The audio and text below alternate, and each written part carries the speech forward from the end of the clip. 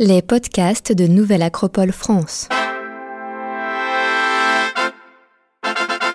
Revue Acropolis, numéro 319, juin 2020, lecture d'articles.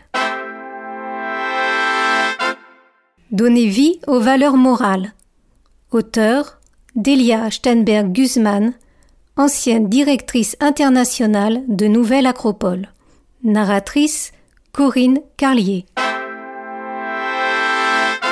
Nous commençons toujours une année avec des espoirs, convaincus que la nouvelle mesure du temps doit être en notre faveur, en résolvant nos conflits les plus pressants.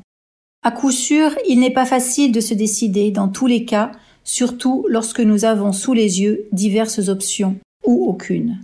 Pas plus que de trouver la joie, en sous-estimant des petites choses qui cependant arrivent chargées de satisfaction. Plutôt que rester paralysé, mieux vaut prendre une décision, faire usage de la fortitude que nous avons tous intérieurement. Il est possible que nous choisissions une option incorrecte, mais au moins nous savons que nous pouvons la corriger, et cela est déjà beaucoup. Il en est de même avec les petites choses qui, à force d'être insignifiantes, perdent leur capacité à nous élever, mais il n'y a rien d'insignifiant pour le regard pénétrant. On ne peut nier que d'une manière ou d'une autre, partout, on vit des moments difficiles.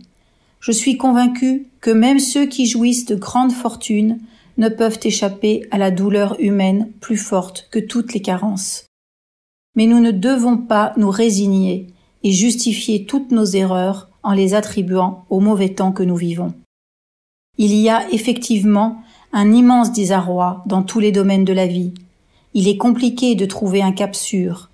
Nous nous sommes habitués à critiquer plutôt qu'à construire. Construire requiert un développement dans l'être humain qui est impossible sans fondement. Peut-être la plus grande pauvreté, celle qui nous affecte le plus, est-elle la carence de fondements moraux. Sous couvert de la liberté, que nous ne savons pas toujours utiliser, nous nous laissons entraîner par les exigences les plus immédiates, qui portent avec elles la malédiction de n'être jamais satisfaites. Tout est bien, tout est possible, tout a du sens tant que cela nous distrait et nous fait oublier le vide interne que nous ne voulons pas affronter. Nous vivons accrochés à des moyens de communication qui ont des bénéfices conséquents, mais qui nous séparent de nous-mêmes et des autres. Plus nous croyons être proches des autres, plus loin nous nous en trouvons. Nous communiquons, certes, mais l'égoïsme est très grand, et l'impuissance devant des situations déterminées nous frappe de stérilité pour toute forme de vivre ensemble.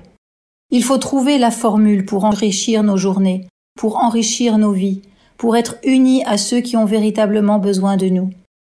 Pour y parvenir, il faut commencer par donner à nos infortunes leur véritable dimension. Toutes ne sont pas aussi considérables qu'elles le paraissent, ni aussi insolubles que nous le croyons.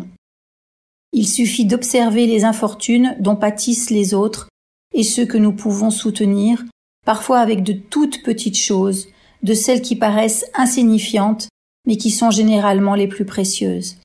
Néanmoins, année après année, nous découvrons que les jours continuent à être plus ou moins semblables, et que tant que la solution des conflits, qu'une dose plus importante de joie continue à être le produit de nos propres décisions et actions.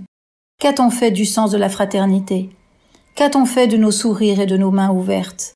Pourquoi mettons-nous à ce point en évidence la violence qui existe évidemment, et pas la bonté grâce à laquelle nous pouvons vivre ensemble ?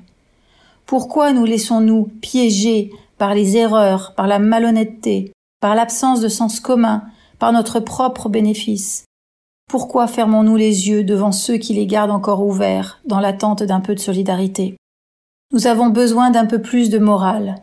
Nous avons besoin de quelque chose d'aussi simple que d'être bon et de regarder les autres avec un regard de bonté. Nous savons tous ce qui est bon en profondeur, mais nous ne le pratiquons pas parce que cela n'a ni valeur économique ni prestige. Les vertus ne bénéficient-elles pas à ceux qui les exercent et à leurs entourages ? Or, une nouvelle année a commencé et nous pouvons tous contribuer à ce qu'elle soit véritablement nouvelle, en apportant les éléments que nous avons oubliés ou que nous n'avions jamais cultivés. Faisons un jardin de cette année 2020. Chacun peut planter une fleur, Chacun peut faire quelque chose de positif. Chacun peut être meilleur. Ce ne sont pas de simples désirs. Si nous pouvons en parler et écrire dessus, c'est parce qu'ils existent. Donner vie aux valeurs morales est une bonne opportunité pour donner vie à un temps différent. Que rien ne nous prive de cette occasion spéciale d'offrir et de nous offrir une année nouvelle et meilleure.